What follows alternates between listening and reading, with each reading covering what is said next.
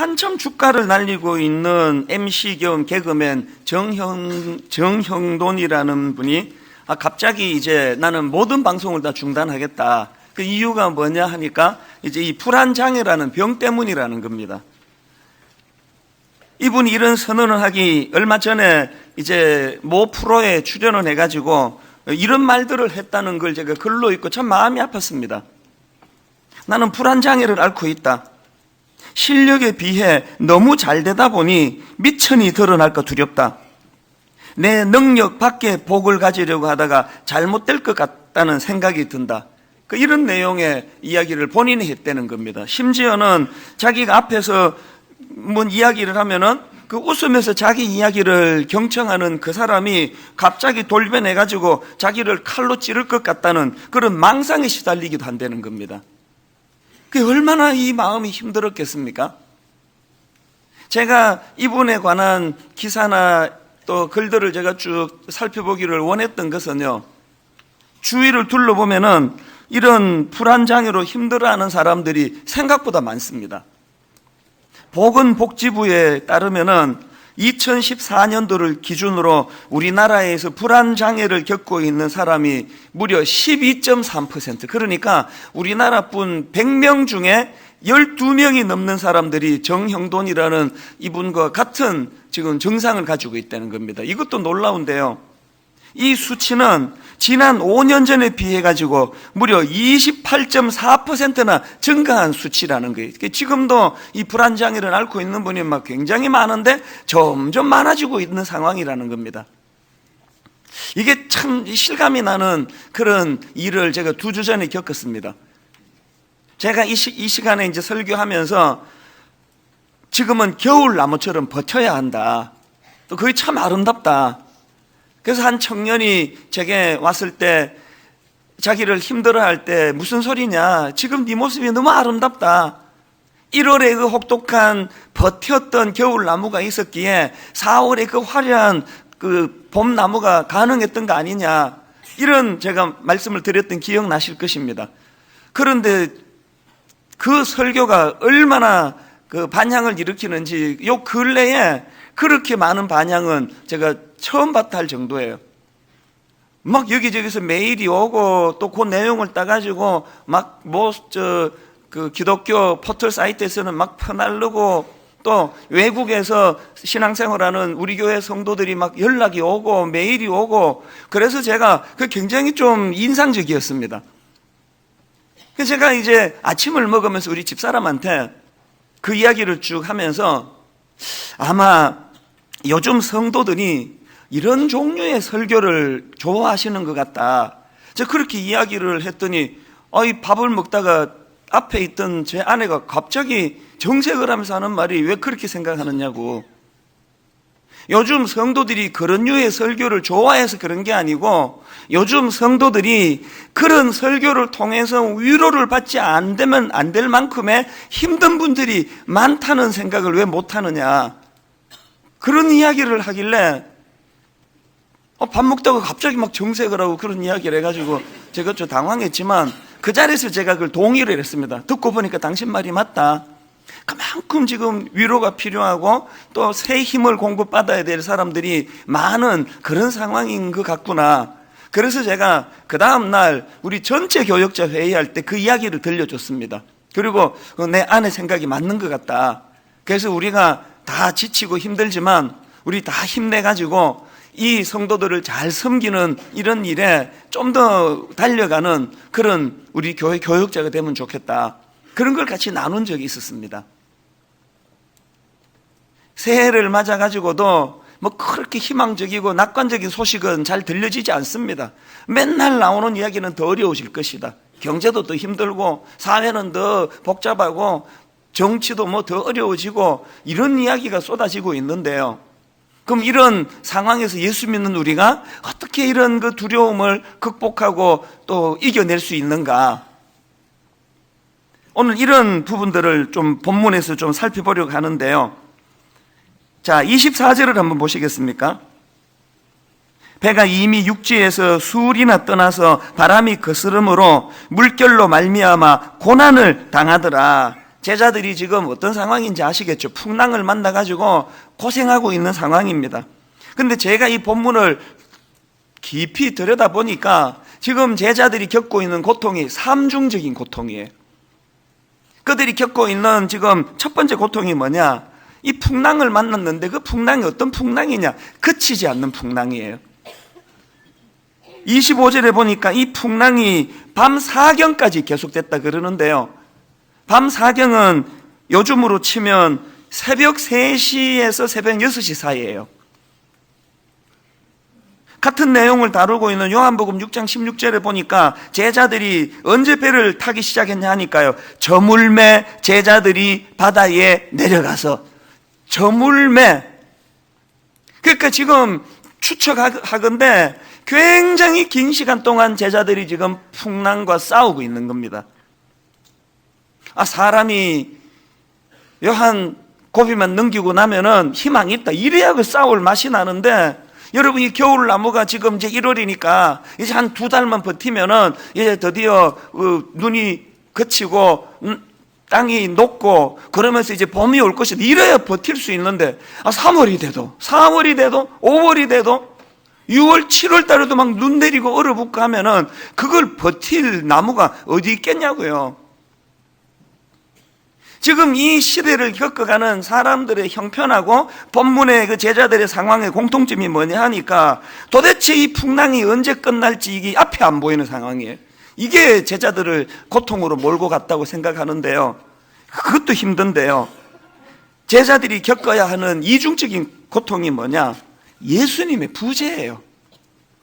오늘 본문 23절 한번 보십시오. 무리를 보내신 후에 기도하러 따로 산에 올라가시니라 저물매 거기 혼자 계시더니, 어떤 상황인지 아시겠죠? 예수님은 기도하시고 묵상하시려고 혼자 산으로 가셨고, 지금 예수님 없는 제자들끼리 배를 타고 가다가 이런 일을 만난 거예요.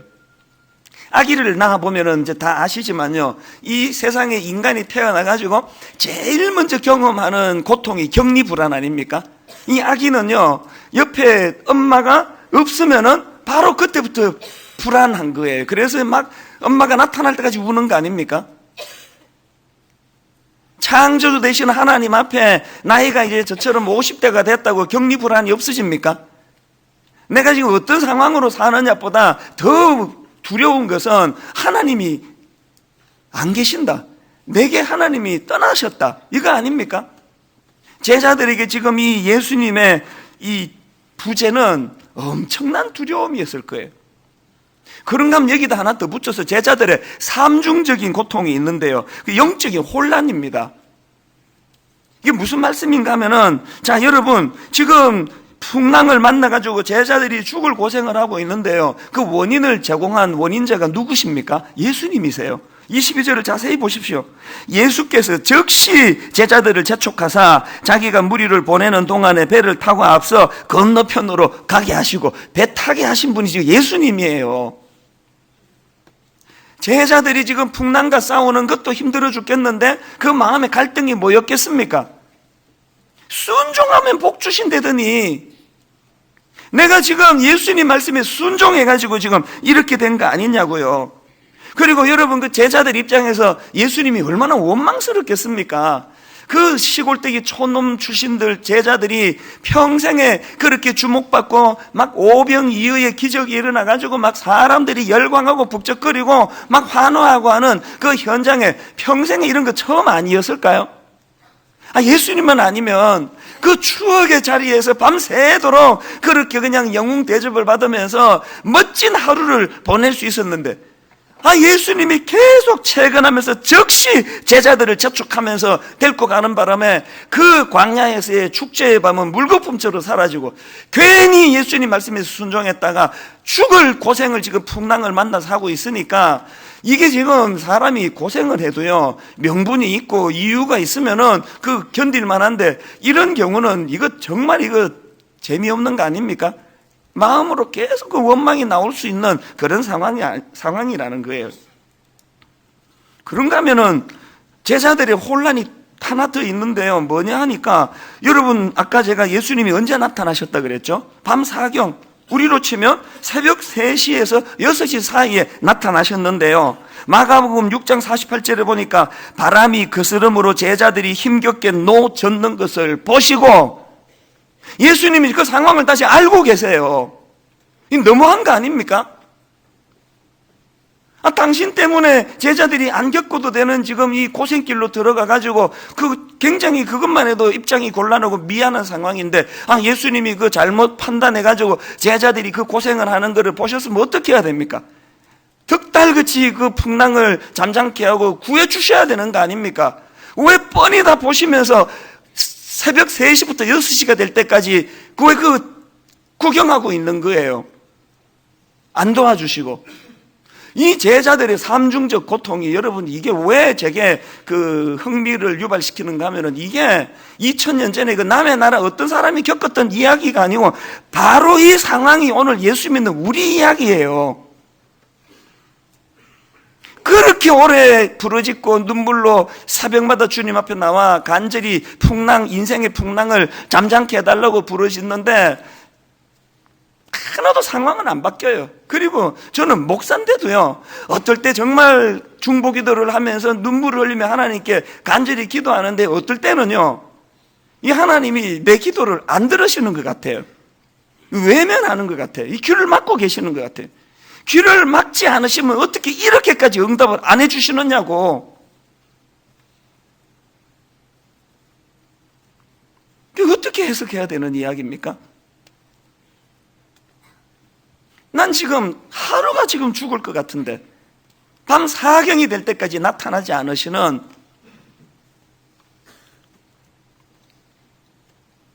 저는 오늘 새해는 밝았지만 달력은 새 걸로 갈았지만 상황은 하나도 바뀐 거 없는, 그저 가슴은 답답하고 우리 자식들 장래를 생각하면 눈물밖에 나지 않고, 이런 답답한 마음을 가지고 한 해를 시작하는 성도님들이 계시다면, 저는 오늘 이 본문의 이 문제 제기들을 살펴보면서 여기서 이제 답을 찾아내야 될 거 아닙니까? 그래서 저는 오늘 이 본론의 제목을 이렇게 잡아봤습니다. 두려움을 극복할 수 있는 3가지 대안. 어떻게 하면 이 문제를 해결할 수 있는 건가? 자, 3가지로 제가 정리를 해봤는데요. 자, 첫째로요, 여러분 두려움을 극복하고 싶으세요? 그러시려면요, 이 예수님의 뜻과 의도를 파악할 수 있는 힘을 기르셔야 됩니다. 이게 무슨 말씀인가 하면은, 여러분, 제가 조금 전에 지금 제자들이 이렇게 풍랑을 만나 죽을 고생을 하고 있는 원인을 제공하신 분이 예수님이라고 말씀드렸지 않습니까?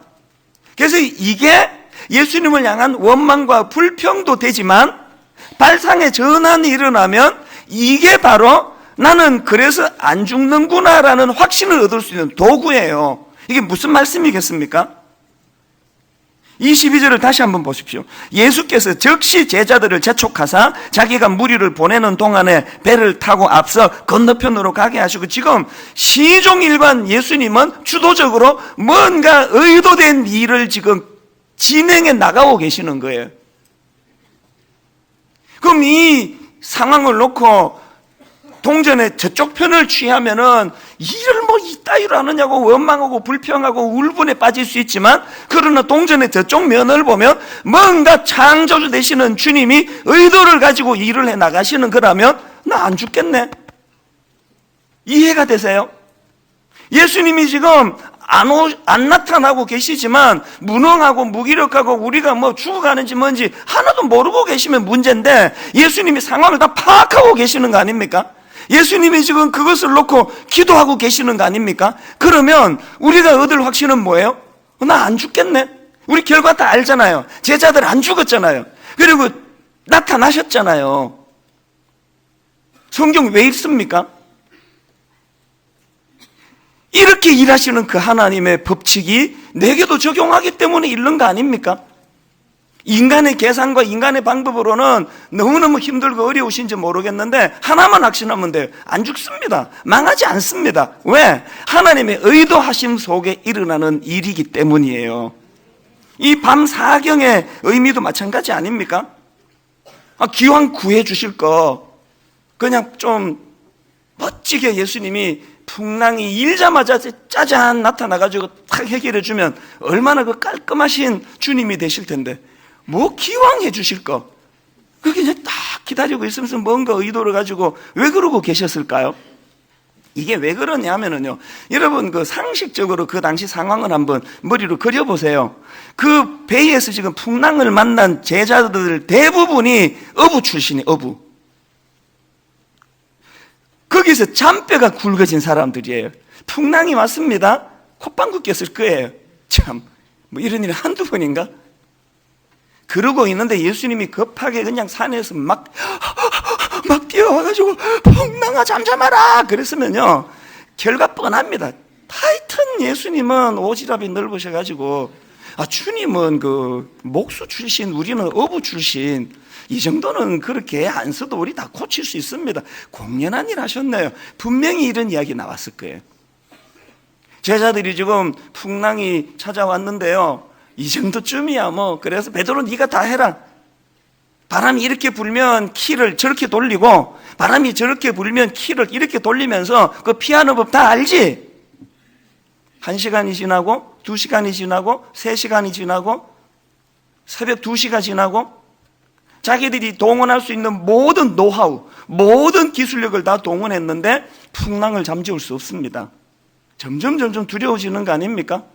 이건 좀 다르네? 이 풍랑은 좀 다르네? 좀 다르죠. 주님이 의도적으로 일으킨 풍랑이니까. 이 풍랑은 우리 기술로는, 우리 노하우로는, 우리의 실력으로는 잠재우기가 어려운 것이구나. 그래서 여러분, 저는요, 영적으로 이 밤사경이라는 단어의 의미를 목회하는 입장에서 머리에 대해 새기고 다니고 뇌에 대해 새겨놨습니다. 밤사경. 물리적인 새벽 3시는요, 새벽 2시 다음이면 저절로 오는 게 물리적인 새벽 3시지만, 영적인 밤사경은요, 영원히 안 올 수도 있고 지금 바로 올 수도 있는 게 밤사경이에요. 그래서 여러분, 제가 정의하는 밤사경이 뭐냐, 저는 밤사경, 영적인 밤사경을 이렇게 해석합니다. 자신의 노력이나 능력으로는 이 문제 해결이 불가능하다고 깨닫는 시점, 이건 내 실력으로는 해결할 수 없다라고 선포하는 시점, 이게 밤사경이에요. 예수님은 밤새도록 그 시점을 기다리고 계시는 거예요. 내가 의지하던 그 무엇, 이거 갖고는 안 된다. 내가 갖고 있는 어떤 실력, 내가 갖고 있는 학력, 내가 가지고 있는 사회적인 어떤 위치, 이런 걸로는 안 된다. 이건 내 힘으로 할 수 없는 일이다. 그래서 내게는 은혜가 필요하다. 내게는 하나님이 필요하다라고 깨닫는 시점, 이게 밤사경이에요. 여러분 인생에 왜 이렇게 밤사경이 안 오시는지, 안 오는지 한번 곰곰이 생각하는 시간이 됐으면 좋겠습니다. 밤사경은요, 당길 수 있습니다. 죽을 때까지 밤사경을 못 보고 죽는 사람도 있고요, 이걸 당길 수 있어요. 제가 이거를 경험했기 때문에 내 삶이 여러분 앞에 이렇게 당당하게 설교할 수 있는 명분이 되는 거 아닙니까? 내 인생은요, 50살을 전후로 해가지고 50 이전과 50 이후로 나눌 수 있습니다. 50 이전에도 저 예수 믿었거든요. 50 이전에도 저 분당 우리교회 담임 목사였고, 그때 50살이 제 기억으로 2만 명을 넘어서던 그 시점이에요. 그런데 여러분, 많이 두려웠습니다.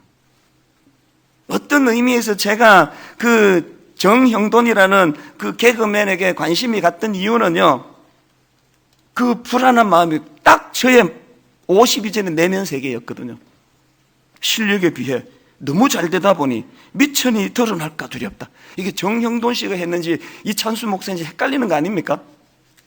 내 능력 밖의 복을 가지려고 하다가 잘못될 것 같다는 느낌이 든다. 이게 딱 제 마음이었습니다.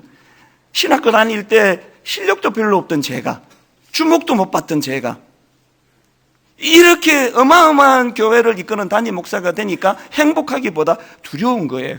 그러나 여러분, 저는 어느 장로가 당에다가 나 푹 찌를지 모른다, 나 그런 생각은 한 적이 없습니다.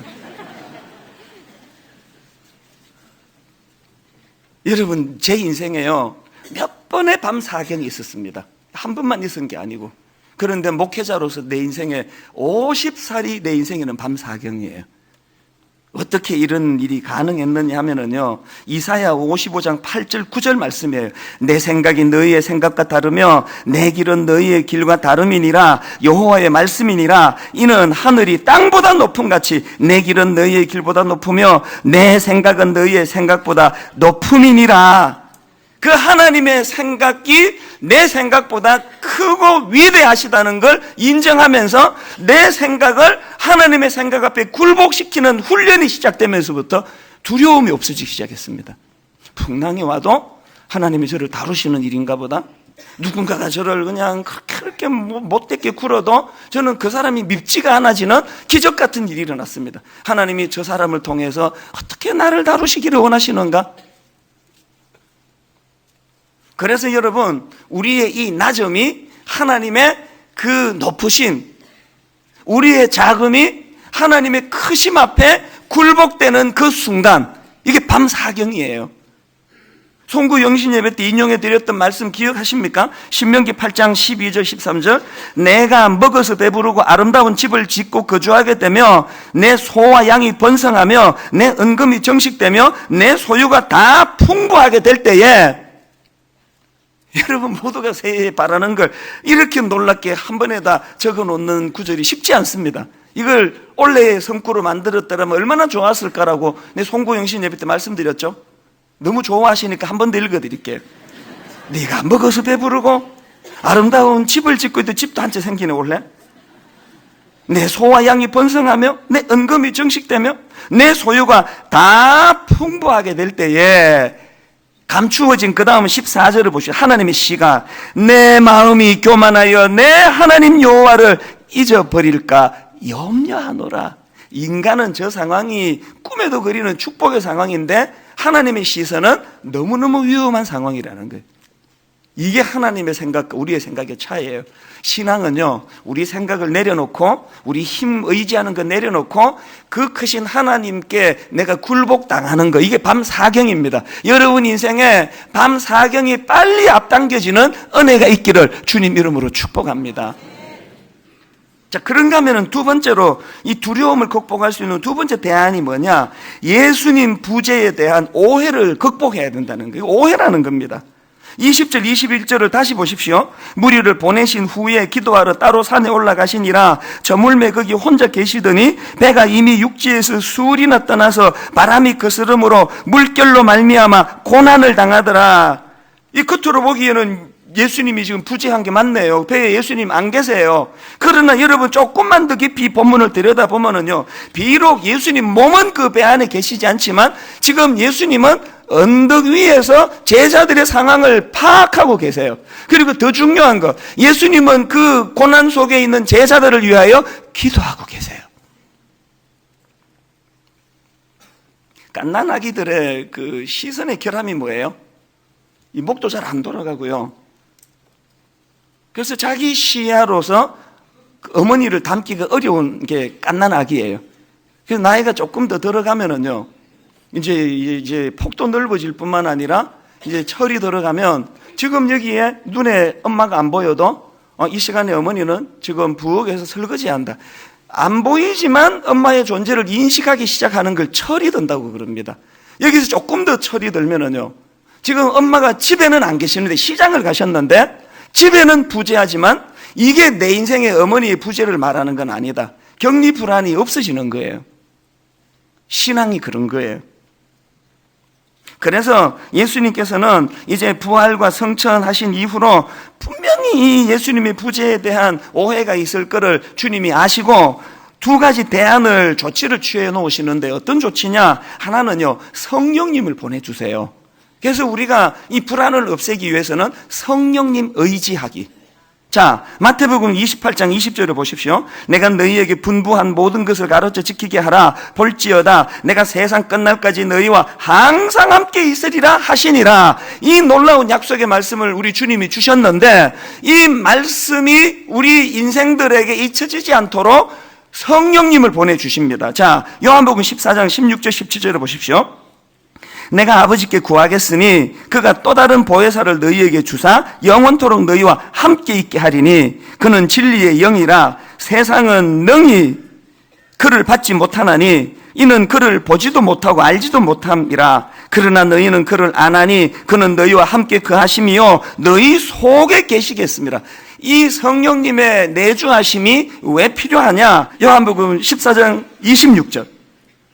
보혜사 곧 아버지께서 내 이름으로 보내실 성령, 그가 너희에게 모든 것을 가르치고 내가 너희에게 말한 모든 것을 생각나게 하리라. 왜 주님께서 또 다른 보혜사 성령님을 우리에게 내주하게 하셨느냐?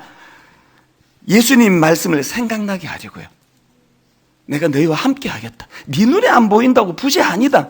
내가 그 배에 없다고, 내가 그 제자들과 함께 하지 않는다고 생각하면 오해다. 그걸 생각나게 하시는 거예요. 마지막 요한복음 15장 26절. 내가 아버지께로부터 너희에게 보낼 보혜사 곧 아버지께로부터 나오시는 진리의 성령이 오실 때에 그 다음에 그가 나를 증언하실 것이요. 한국 교회의 코미디 같은 비극이 뭔지 아십니까? 여기 성령님은요, 당신이 드러내시려고 오시는 분이 아니에요. 성령님이 많은 일을 행하시지만 결정적인 것은 예수 그리스도를 드러내러 오시는 거예요. 그런데 오늘 우리 시대의 비극이 뭐예요? 어떤 교회를 가보면 성령님밖에 안 계시는 것 같아요. 모든 문구에 성령만 들어가요. 성령. 어떤 교회는 또 예수, 십자가 이것밖에 안 들어가요. 그래서 지금 어떻게 보면은 한국 교회는 예수님 파하고 성령님 파가 싸우고 있는 상황이에요. 우리한테 틈만 나면 내 편. 삼위일체까지도 그래서 되겠습니까? 성령님 파가 어디 있고 예수님 파가 어디 있습니까? 성령님은 바로 그 예수님을 증거하러 오신 분이라는데, 여러분이 성령 충만하다고 막 방언도 하고 통변도 하고 별의별 것 다 하는데 여러분 안에 십자가를 통과한 모습이 없으면 그 사람은 성령 충만한 거 아닙니다. 성령님은 우리를 십자가를 통과하게 하시는 거예요. 십자가가 생각나고, 십자가의 영성, 십자가의 인격. 그래서 저는 예수님이 내 안에 내주하심을 인식하기 위해서 여러분 성령님을 더 많이 의지하는 그런 저와 여러분 되시기를 바랍니다.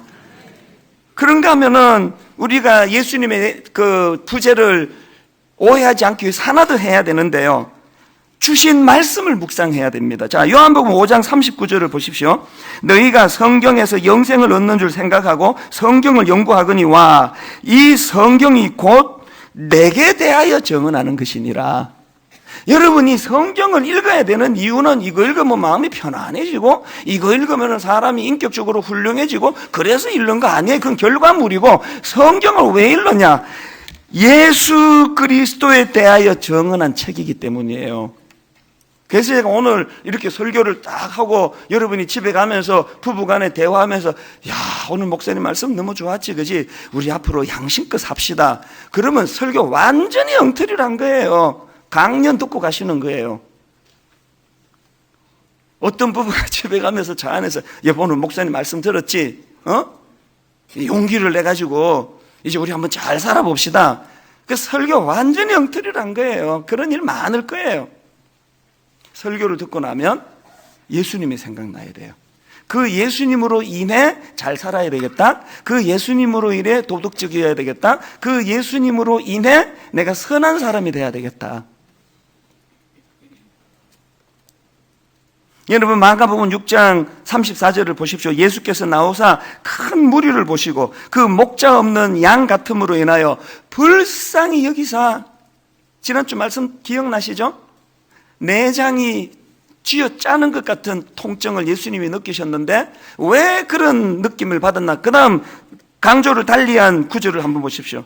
예수께서 나오사 큰 무리를 보시고 그 목자 없는 양 같음으로 인하여, 그 목자 없는 양 같음으로 인하여. 그래서 주님이 하시는 일이 뭐예요? 이에 여러 가지로 가르치시더라. 그래서 성경이 나온 거 아닙니까? 왜 성경을 읽어야 되는지 아시겠습니까? 그래서 여러분 저는 이제 새학기에 여러분 정말 내가 눈물로 호소하는데요, 이제 이 성경 통독, 1년 1독. 그래서 이제 오늘 저녁부터, 오늘 오후부터 우리 교회 홈페이지로 오셔가지고 이 들리는 성경, 그 클릭만 하면 눈만 따라가면 돼요. 이제 1월 1일부터 이제 마태복음부터 성경 통독을 할 거예요. 왜 그렇게 하는지 아십니까?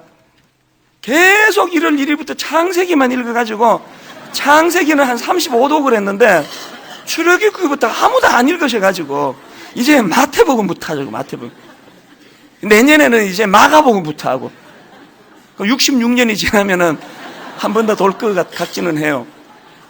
그래서 이제 마태복음부터 새로 시작하자고요. 여러분, 지난 송구 영신 예배 때요, 이제 2부 마치고요. 지금 우리 교회 성도가 프랑스에 이제 그 직장 때문에 가신 분이 계시는데 이분이 연말에 나오신 거예요. 나오셔가지고 대화하다가 근데 너무 감동을 받은 게 뭐냐? 이분은 지금 우리 교회 출석도 안 하고 계시는데 인터넷으로 이제 우리 교회 예배에 참여하시는데 목사님 1년 반 전에 목사님이 원천으로 돌아가자, 성경으로 돌아가자 그래서 그때부터 성경을 읽기 시작했는데 여러분 1년 반 만에 이분이 성경 6독을 하셨답니다.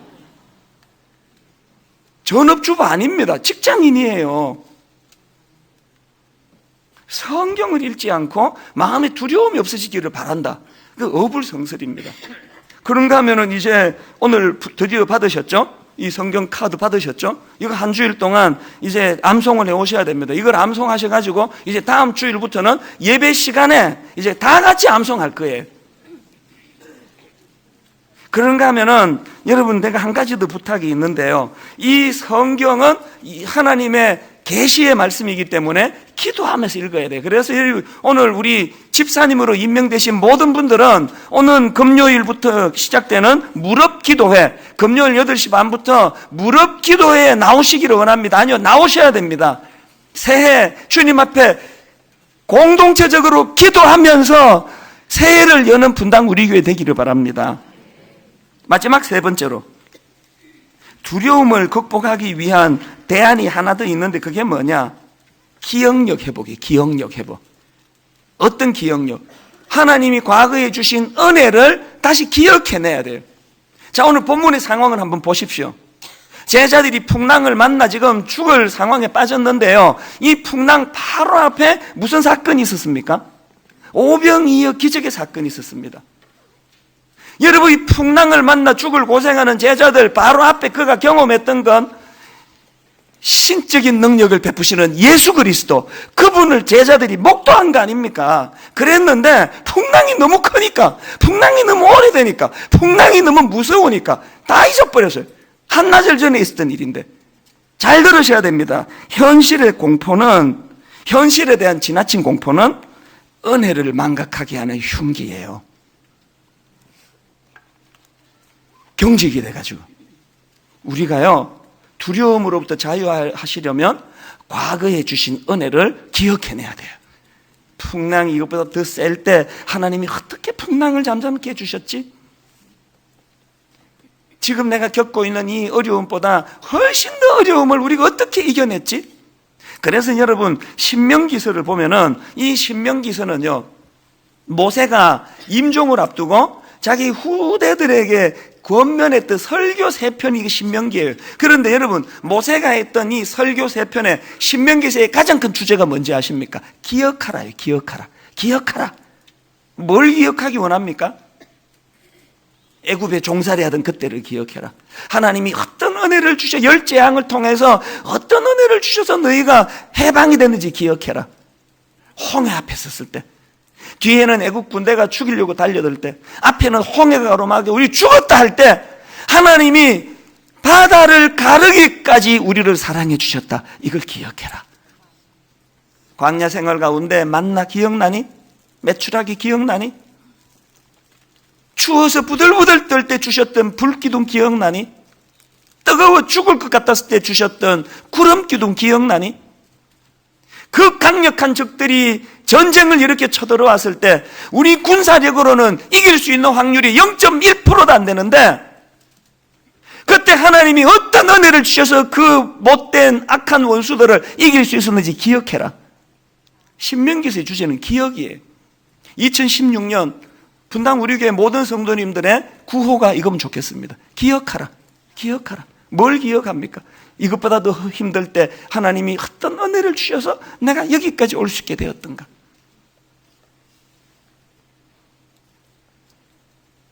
다윗이 기억력이 좋아가지고 대박난 인생 아닙니까?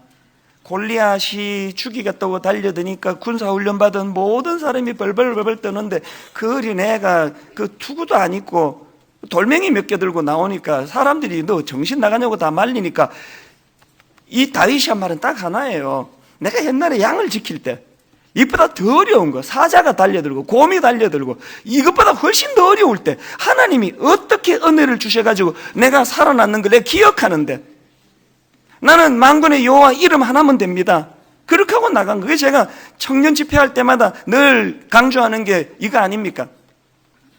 다윗이 골리앗을 이긴 것도 대박이지만요, 다윗이 골리앗을 이긴 것도 기적이지만 다윗이 골리앗을 이긴 것보다 더 큰 기적은 그 어린 꼬맹이가 다윗이 골리앗에게 덤빈 거, 이게 더 큰 기적 아닙니까? 이미 다 알고 있어서 안 웃는 거예요. 재미가 없어서 안 웃는 거예요. 이제 설교를 끝낼 때가 돼서 안 웃는 거예요.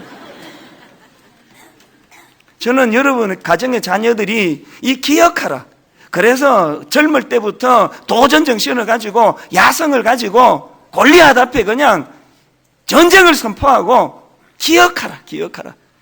여러분 지금까지 하나님 주셨던 은혜를 기억해내는, 그래서 그것이 능력이 되는 하나님의 사람들 되시기를 주님 이름으로 축복합니다.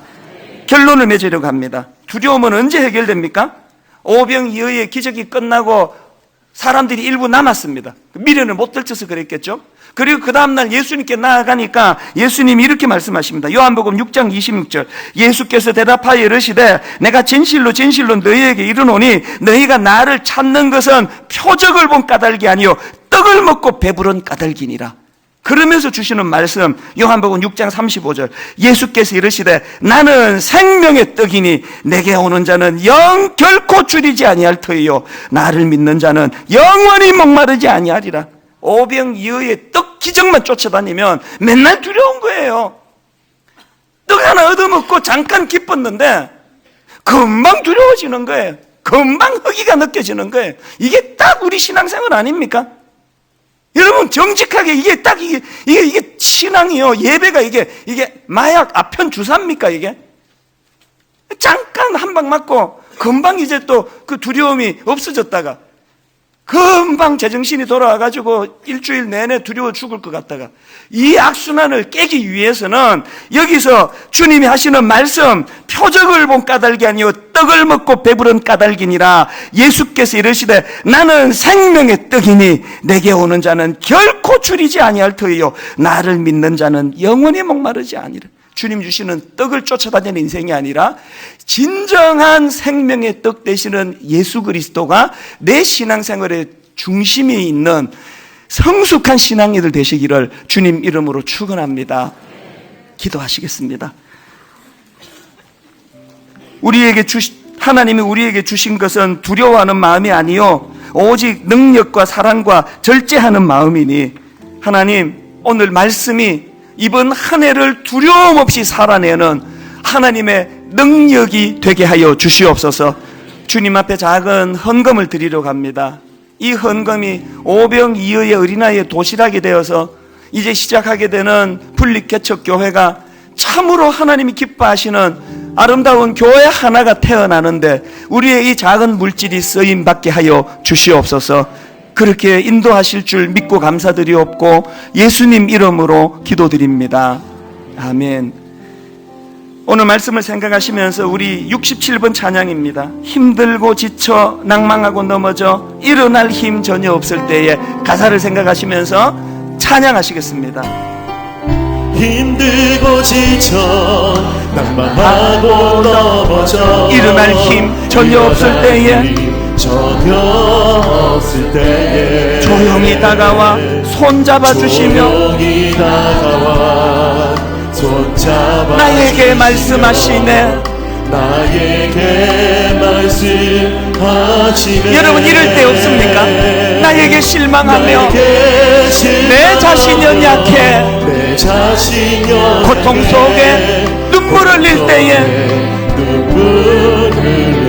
예수님은 구제하지 않습니다. 못자국 난 그 손길 눈물 닦아주시며 나에게 말씀하시네. 뭐라고 말씀하십니까? 너는 내 아들이라. 너는 내 아들이라.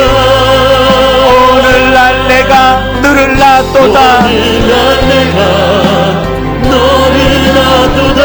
너는 내 아들이라. 너는 내 아들이라. 나의 사랑하는 내 아들이라. 우리 다시 한번 선포합니다. 힘들고 지쳐 낭망하고 넘어져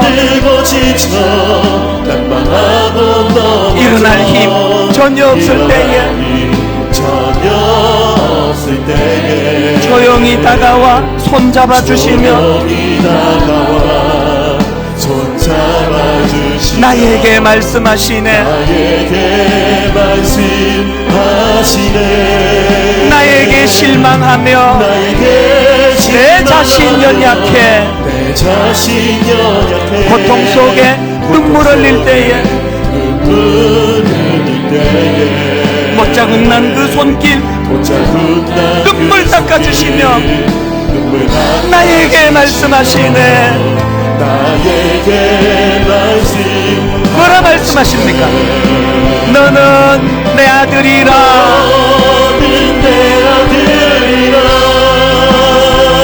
오늘날 내가 너를 낳았도다. 너는 내 아들이라.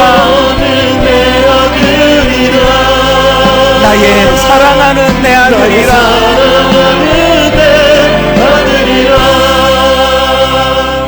후렴부터 다시 한 번 더 찬양할 텐데요. 정말 하나님, 이게 오늘 이 사건이 무슨 어떤 나라에 예수님의 제자 몇 명이 겪었던 참 가슴 아픈 일인 이게 아니고, 이게 기록으로 남겨진 것은 내게 주시는 메시지가 있기 때문이에요. 아버지, 제가 지금 그 제자 그 자체입니다. 풍랑은 그칠 줄 모르고 언제 해결될지 기미가 보이지 않고 왜 내 인생에 이런 일이 찾아오는지 가슴만 답답한데, 하나님, 내 인생에 인식이 전환되기를 원합니다. 무슨 풍랑을 만나셨습니까? 우리 다 자리에서 일어나셔서 하나님, 오늘 이 예배가 밤 사경을 앞당기는 능력의 예배 되기를 원합니다. 마음을 가지고 후렴부터 이렇게 노래합니다. 너는 내 아들이라. 너는 내 아들이라. 오늘날 내가 너를 낳았도다. 너는 내 아들이라. 나의 사랑하는 내 아들이라. 이게 어떻게 가능해졌습니까? 언제나 변함없이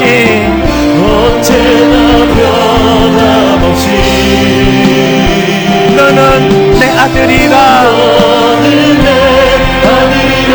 나의 십자가 고통,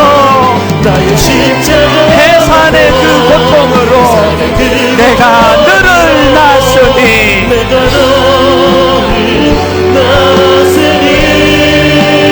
너는 내 아들이라.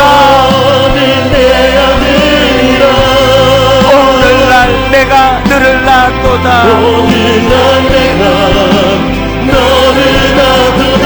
너는 내 아들이라.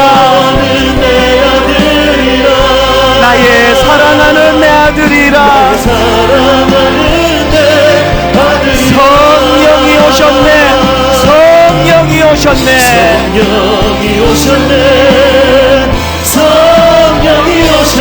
내 주에 보내신 성령이 오셨네. 우리 인생 가운데 신이 찾아오셔서 나라 꿈꾸게 하시네. 우리를 십자가 보내도 하시는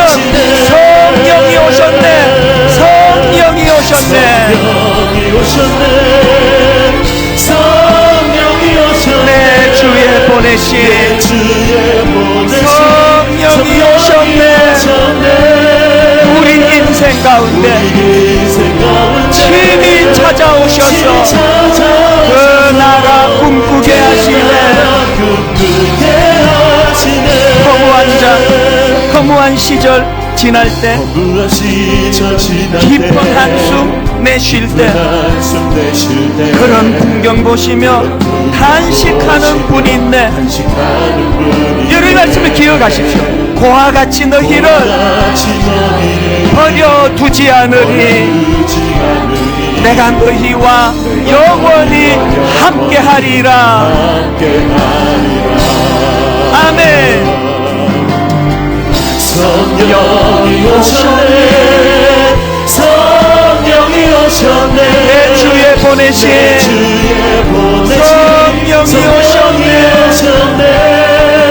우리 인생 가운데 친히 찾아오셔서 그 나라 꿈꾸게 하시네.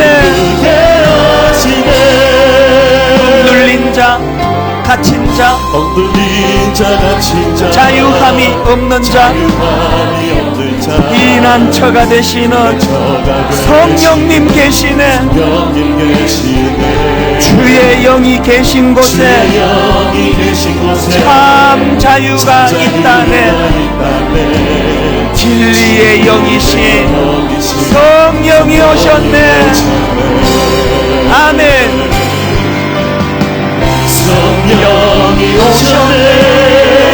성령이 오셨네. 내 주에 보내신 성령이 오셨네. 우리 인생 가운데 친히 찾아오셔서 그 나라 꿈꾸게 하시네. 마지막으로 전심을 다하여 성령이 오셨네. 우리를 십자가 앞으로 인도하여 주시옵소서. 내 주에 보내신 성령이 오셨네. 우리 인생 가운데 친히 찾아오셔서 그 나라 꿈꾸게 하시네. 그 나라 꿈꾸게 하시네. 그 나라 꿈꾸게 하시네.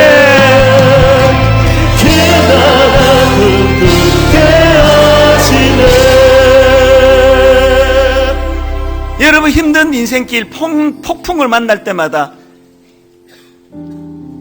내가 너와 함께 하겠다 약속하신 예수 그리스도의 말씀이 생각나도록 하기 위하여 성령님을 보내주셨답니다. 그 성령님이 내 안에 내주하고 계실 때 아버지 풍랑만 눈에 보여 하나님의 임재가 보이지 않아 날마다 절망하고 두렵게 살았다면 이제는 하나님 이 일을 진행해 나가시는 분이 우리 하나님이심을 자각하고 하나님 이 일을 통하여 나를 어떻게 단련하여 정금같이 쓰시렵니까? 어떻게 하나님 연단하여 나를 정금같이 사용하시렵니까? 그 나라를 꿈꾸며 잃어버린 꿈을 회복하며 하나님 날마다 파도 안에 흐득이며 사는 1년이 아니라 이 파도를 주신 하나님의 뜻을 발견하고 꿈꾸는 한 해 되기를 주님 이름으로 축원합니다. 저를 따라 3번 큰 소리로 선포하고 우리 통성으로 새해 첫 예배 문을 이렇게 열어나가면 좋겠습니다. 저를 따라 선포합니다. 주여 은혜를 주옵소서. 주여 은혜를 주옵소서. 주여 은혜를 주옵소서. 주여 은혜를 주옵소서. 주여 은혜를 주옵소서. 주여 은혜를 주옵소서. 통성으로 기도하시겠습니다. 살아계신 하나님 아버지, 하나님 아버지, 살아서는 새해를 주님을 바라봅니다. 우리 인생길 가운데 언제 이 풍랑이 잠잠해질지 알 수 없는 그 상황 속에 언제 이 풍랑을 잠잠히 할지 알 수 없어 눈에는 예수님이 보이지 않고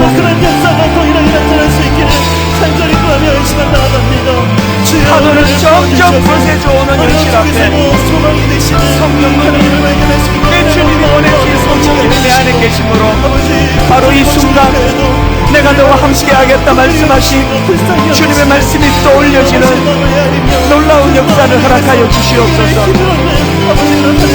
하나님 아버지,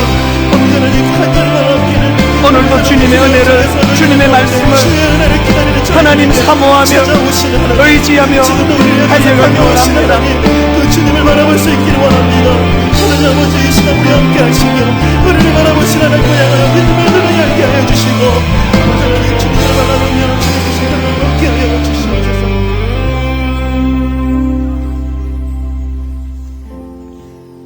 광야에서도 너희가 당하였거니와 사람이 자기의 아들을 안는 것 같이 너희의 하나님 여호와께서 너희가 걸어온 길에서 너희를 안으사 이곳까지 이르게 하셨느니라. 하나님, 우리는 참 미련해서 고생한 것만 생각하고 눈에 보이는 척박한 광야만 보이지만 영안이 열고 볼 때 가장 힘든 그 광야길은 하나님의 안아주심을 맛보고 경험하는 놀라운 특권을 누리는 것임을 알지 못했습니다.